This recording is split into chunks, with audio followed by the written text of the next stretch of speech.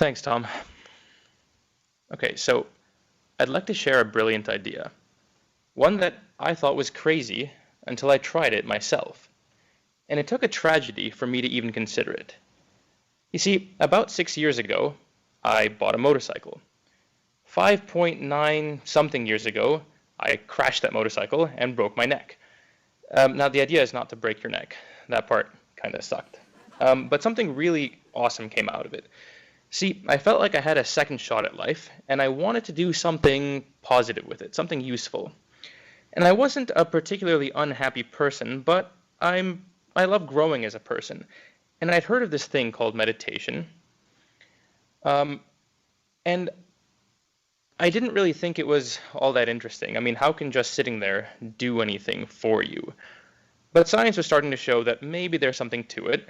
And besides, what else can you do while you're in a neck brace? So I said, what the hell, I'll try it. So at some point, I gathered the resolve to do about 15 minutes a day for a few weeks, and I'm going home to visit my parents. Now, my parents have this interesting ability to get under my skin, so at some point we're having a heated argument, except somehow I'm not getting heated. So my dad turns flabbergasted to my mom, and he says, "What happened to our son?" That's when I first figured out that there may be something to this. And so I gathered the courage to do a 1 week retreat, and I thought that was fascinating enough that I took off 3 months, or I'm sorry, actually at that time I quit my job at Amazon.com to go do it for 3 months in a monastery in the Colorado Rockies. Now I think some people wondered about me, like, young guy, so much to live for, and he's going to retreat from the world? And so I called it an expedition, following the advice of my first teacher, Alan Wallace. And that expedition changed my life. So I'm doing it again, this time by taking some time off work, and it's not to relax or find myself. It's to deepen my understanding of an idea that I'm pretty sure is going to save the world. See, most of the time you hear about this idea from people who sound like this. Maybe they're wearing orange robes and looking very spiritual. Now, I don't mean to demean people like that, but I feel like a lot of times we in the West don't really relate to people like that. I'm an engineer. I want to know why things work, and I also like to explain why and how they work. So that's what I'm going to do here. And I'll begin by sharing with you the ancient secrets of Tibet. Okay, you ready? First one is pay attention. Second, when you notice that you're not paying attention, pay attention. Now this doesn't sound so hard, but how are you supposed to notice that you're not paying attention if you're not paying attention? And the answer is you have to explicitly check. Now, you're probably used to doing this while you are reading, for example. You're reading, and then at some point you notice your eyes are still scanning the page, your mind is doing something else, and you check and you're, oh, I meant to be reading. But when you're walking down the street, there seems to be no incentive to check. In fact, what would you even check? You're not trying to concentrate. But there is something you can focus on. You could focus on the present moment. So I want you to go ahead and try this. You also on video there.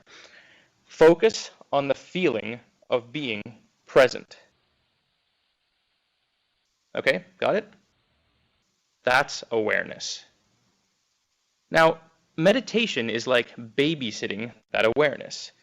You see, you have to keep a close eye on it, because the instant you look away, it wanders off. In other words, as long as you are continuously attending to your sense of being present, you are aware. If you stop for even an instant, you become unaware, even though you don't realize it. So between the time you look away and look back, there's this gap that's almost impossible to notice. And this is the first takeaway.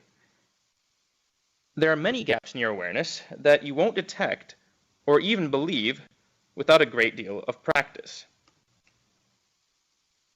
In fact, I think you could go an entire lifetime without ever suspecting these gaps, or that they exist. And I think that people regularly do. So what goes on in these gaps seems harmless enough. For example, have you ever noticed yourself narrating your life? Like you're walking down the street and commenting, those are some pretty shoes. Wonder where my black shoes went. That dog has a poofy tail. Or maybe you're reliving the past or pre-living the future. Or maybe you're repeating the same thought, churning on it over and over again. You could be at a romantic dinner, worried about work. You could be at work, thinking about a romantic dinner. And what I want to get across is that none of these thoughts are actually bad. It's just that they almost always happen in these gaps of awareness. Now, why does this matter? Well, these gaps are where where happiness goes to die. So I'll say that again because I fumbled it and in case you were zoned out. When you are babysitting your awareness and you stop for any amount of time, there's a gap there, a chasm, a dark alley where happiness goes to die. Now, they've known about this for a long time in the East, and we're just starting to figure it out in the West. There was a paper published a couple of years ago at Harvard titled, "A Wandering Mind is an Unhappy Mind." So I came back from the monastery, and it occurred to me that I had been absent for most of my life. You know, sort of like an absentee father, but an absentee self. So I resolved to actually be present more often, and what I found in those gaps revolutionized my perspective on human nature. So let's view this through the eyes of a man named Johnny. You see, poor Johnny is being dragged to the opera by his mean wife. So he goes to put on his tuxedo and notices that his diet hasn't quite been working. So he beats himself up a little. Quit hitting yourself, Johnny. Quit hitting yourself. They get in the car, and he starts worrying because they're running a little bit late. Then, the stoplight in front of him has the gall to turn red, and he finds himself mentally cursing it. Finally, they get to the opera, and it starts. And man, this is boring. I mean, it's not me that's bored, it's the opera that is boring.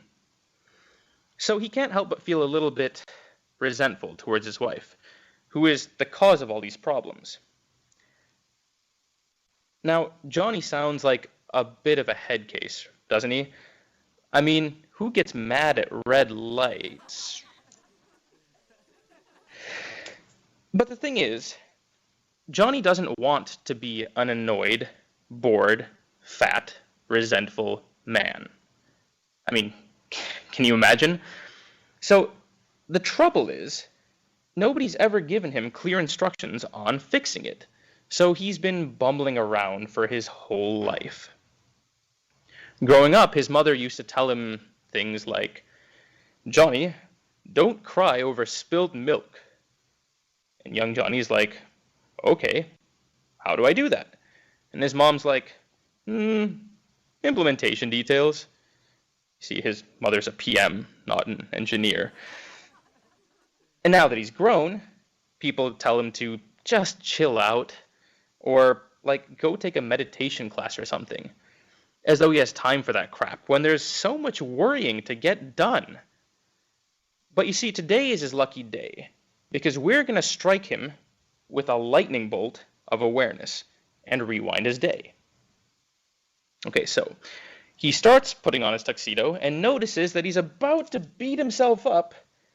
So he pauses, and he makes a note to change his diet. Exercise more. Great. Then he finds himself about to curse a red light. And he's like, I was about to yell at a light for being red. So he gets to the opera, and he still can't quite figure out what his wife loves about the opera. But he doesn't feel like blaming her for his emotions. You see, he remembers what happened the last time he did that, and Johnny doesn't like the doghouse. So slowly Johnny discovers that every single negative emotion that pops up is whispering to him, beckoning. "Johnny, you need me. How are you going to remember to pay the bills if you're not anxious? So he thinks, how am I going to remember? Ah, thank you, come again. And so it slowly dawns on Johnny. This is what minds do? This is the source of almost all of my suffering? And that's why I hurt other people? Huh. I wonder if this happens to anybody else. So he starts looking around at the rest of the world. My God, this explains everything. None of these people want to suffer. In fact, deep down, none of them want to hurt each other. And yet, wow. So he makes a resolution. What if I spend less time on blame and outrage and more time helping? I don't know exactly how yet, but I've got all this time and energy and passion now. And I hurt less. And I need less. So now, if this all sounds like magic, well, yes, it is, because we struck him with a lightning bolt of awareness. But if you had a tool that allows you to see inside of those gaps, who knows what you'd find? I'm just sharing with you what I found. Because Johnny isn't a fictional character. So here at last is that implementation detail. Awareness is the missing piece that allows you to apply knowledge when you need it. By the way, you may have heard of a skill called mindfulness. It's a skill that's at the heart of the leading therapies for a lot of things. Pain, anxiety, depression, addiction, panic, obsessive compulsive disorder. I mean, the list goes on and on and on. And if you've heard of this before, you may have thought, what kind of black magic is this? And it's not black magic. It's based on a very simple idea that if you want to fix a problem, don't wait 3 seconds, don't wait 3 minutes, do it now, and now, and now, and now, and now.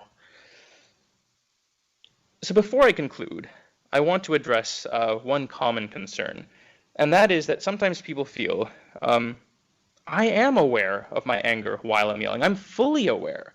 First, I'd argue that you're not fully aware, but, close enough. So I'm fully aware while I'm yelling, but somehow I can't seem to stop myself. And what I want to say is that these are deeply ingrained habits. And it takes some time to loosen them, even with the awareness.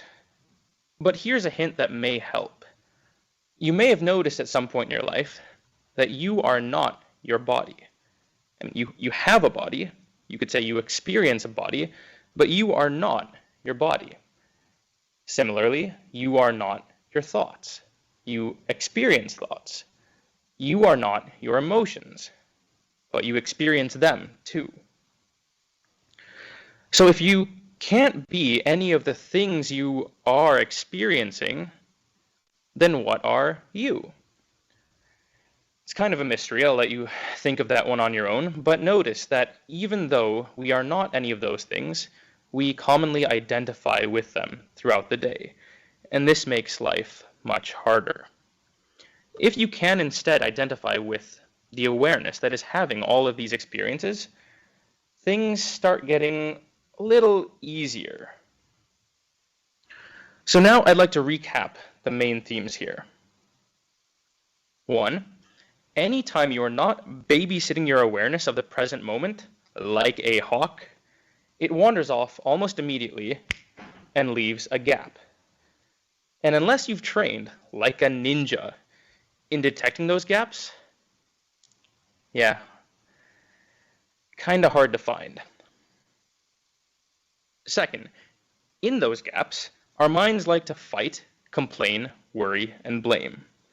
That's where annoyance and boredom come from. And as an aside, if you find that you're easily annoyed or bored today, if you were to win the lottery, you'd be an easily bored and annoyed lottery winner. You'd just be bored and annoyed with shinier, fancier things. You may have heard of research showing that lottery winners don't become happier. This gives a hint as to why. Okay, so number 3 is, if you fill in those gaps, you have a much cleaner shot at happiness because you can see and fix the obstacles in real time. And as a side effect, everyone else starts making more sense. 4, the practice of closing those gaps is known as meditation. This is the skill that allows you to apply your knowledge in real time and turn it into wisdom.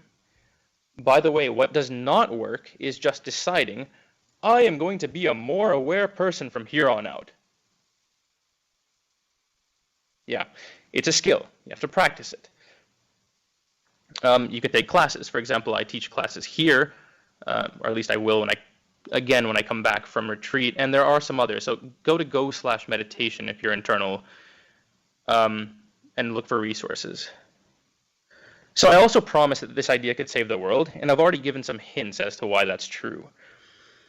When you see, in marvelous detail, all of the suffering that your mind has been putting you through, it becomes impossible to not care more about yourself and other people. So you may have heard this quote. It's attributed to Plato, at least the internet seems to think it came from Plato, where he says, "Be kind, for everyone you meet is fighting a great battle." And the more you practice awareness, the more that idea stays with you at all times. The result is more compassion for yourself and others, and that results in more action and kind of cleaner action, better results. And so our usual approach is to tackle problems independently. Energy crisis, consumerism, obesity. But the better you understand the real source of all of these problems, the more obvious it becomes that the only way to win this endless game of whack-a-mole is by one way. Give people a tool that makes them healthier and happier and has the side effect of helping them care more. All other solutions are band-aids by comparison. So the next time you're reading a book and you find that your eyes are scanning the page and your mind is doing something else, and you notice this and you wonder, where was I? Try to appreciate that mystery. Where were you? The answer to that question stands to change everything. Thank you.